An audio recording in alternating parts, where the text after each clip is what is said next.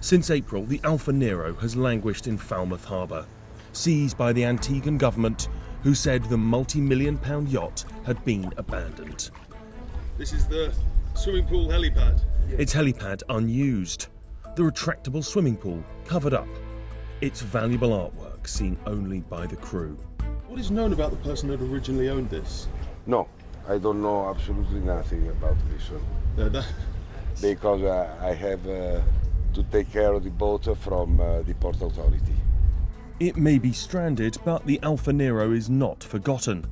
This yacht is at the centre of an international legal battle that has revealed for the first time how one of Russia's richest men has managed his wealth in the West and how a British company has helped him. There is a huge amount of sensitivity around and interest in this boat. We came out here being told that we could film the whole thing, but in the end they've only let us on a small bit. It was the decision of the captain. Now, why was that? It's not because of the boat itself, but because of sensitivity around the man who allegedly owned it. This is Andrei Guriev, a sanctioned Russian billionaire and the man the US government says owned the Alfa Nero. For one of Russia's richest men and a former senator, relatively little is known about him. Mr. Guriev was among a group of businessmen who took advantage of the collapse of the Soviet Union to acquire former state assets and make a vast fortune. His was in the fertilizer industry, setting up a company called Fosagro. Mining phosphate rock for fertilizer proved hugely lucrative, propelling the company onto the London Stock Exchange. Igor Sychev once headed the company's tax department, but he fell out with Mr. Guriev over a stake at the firm. Tell me about Mr. Guriev. What's he like?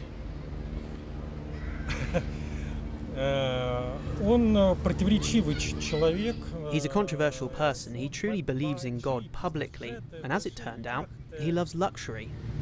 He likes luxury. The US government describes Mr. Guriev as a known close associate of Vladimir Putin, one that has been living the high life. Now, in 2008, Mr. Guriev bought Whittenhurst House in North London. It's behind those rather imposing-looking gates. This is as close as we can get. He took what was a dilapidated Georgian mansion and turned it into one of London's most expensive properties, with a huge number of rooms, a swimming pool, a vast underground basement, and parking for 25 cars. Now, like much of Moscow's oligarch elites, he was enjoying a quiet life here in London. And then the invasion of Ukraine started. A missile strike on an airport. As the news reverberates around the world, Vladimir Putin assembles the oligarchs, 37 members of Russia's business elite that control key sectors of the economy. One of those in attendance is Andrei Guriev's son. Like many of the men in this room, he'll be sanctioned by the West along with his father, but not quite yet. In the Caribbean, the Alfa Nero turns its tracker off. The ship goes dark. As other oligarch-linked yachts scramble to get out of the reach of sanctions, the first big bust happens in northern Italy, where a number are seized. This is one of the yachts that has been taken by European authorities. A second yacht linked to Mr. Guriev leaves port in Livorno. Recently built, Luminosity is one of the biggest hybrid super yachts in the world, catering for 27 guests and 37 crew on its 6 decks. It makes its way around the boot of Italy and into non-European Union Montenegro, where it's safe from EU sanctions for now. As pressure mounts on more countries to condemn Russia's invasion, Montenegro's government ignores significant pro-Russian sentiment and adopts EU sanctions. A month after Luminosity arrives in Montenegro, an inspector boards and finds that it's owned by a company registered in Guernsey. Here, a pattern emerges. The companies that own the palatial Whittenhurst estate and Alfa Nero are linked to the same address as Luminosity. And that address is here on the British Crown dependency of Guernsey. It's a place known for beautiful beaches, a relaxed pace of life, and of course, offshore finance. That is the office of Opus Private. Now, on their website, they said they help some of the world's wealthiest individuals to manage and protect their assets. Now, normally that's being done under a veil of offshore secrecy, something that's rather harder with Russia's invasion of Ukraine. This company's house filing from May is for one of the Guriev family's UK mansions that we've traced back to Opus. In all, we've found £500 million worth of assets and a relationship going back at least a decade. It is legal to continue to work for a sanctioned client with government permission, and court documents we've obtained from Antigua show Opus was involved in a failed legal action to stop the Alfa Nero being auctioned off. The judgment details how the ownership of the super yacht is tied up in a trust, which a judge in Antigua suggests Mr. Guriev still exercises a degree of control over. In the latest challenge to the yacht's seizure, Mr. Guriev's daughter is trying to argue that she is the sole beneficiary of the trust which owns Alfa Nero. When you are a very wealthy individual, you want to protect your wealth. So obviously you would trust your own relatives to take care of their wealth should something happen to you. And is that process completely legal? It is legal as long as the individual is not sanctioned. If the individual is later sanctioned and then decides to restructure their own wealth, that's when it's not legal and that becomes sanction evasion. When it comes to these Guriev family assets, including Alfa Nero, there's no way of us independently finding out when Mr. Guriev's daughter became the sole beneficiary. Both Opus and Mr. Guriev's daughter told us it happened before her father was sanctioned. Opus also insisted that Mr. Guriev is not their client, as he is no longer a beneficiary of the trust, despite being connected to £500 million worth of the family's assets.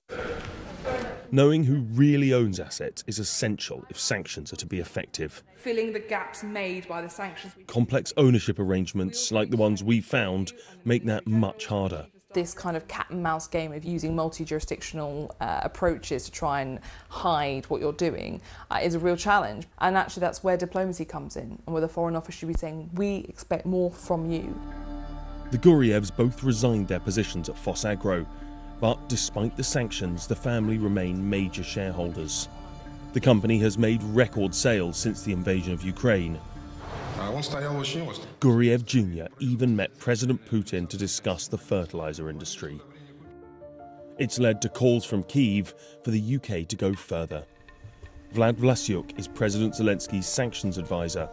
He's overseen not just the freezing, but the seizing of assets, something their allies have largely failed to do. We have this aggression unleashed at us, and we just have to protect ourselves with all the means available, and we've been doing quite intensively this confiscation of the assets belonging to the Russian individuals. In all, they've sanctioned around 9,000 people and companies, including Mr. Guriev and his son, but also his wife and daughter. Mr. Guriev being one of the biggest players in the field of fertilizers, Mr. Putin himself been weaponizing the fertilizer and causing a lot of threat to the whole of the world in terms of the global food security, and we just don't want that to happen. The UK government says sanctioned assets, like the Guriev families, will remain frozen until Russia pays reparations.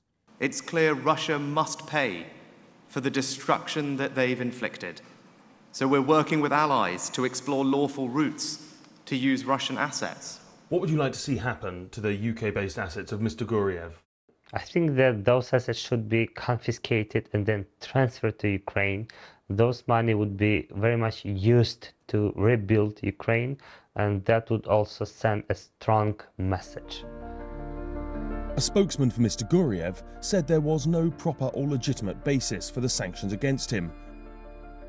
Opus Private told us trusts are legal structures and their use is lawful. Opus provides trust services to and for the benefit of the discretionary beneficiaries of the trust structure. It provides those trust services in compliance with all applicable laws.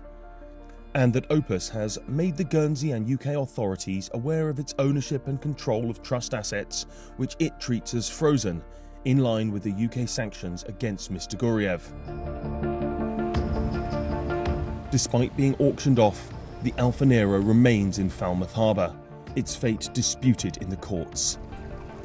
It is a powerful symbol of how a sanctioned Russian oligarch can claim, with lawful British help, that the yacht and his family's other assets in the West are not really his at all.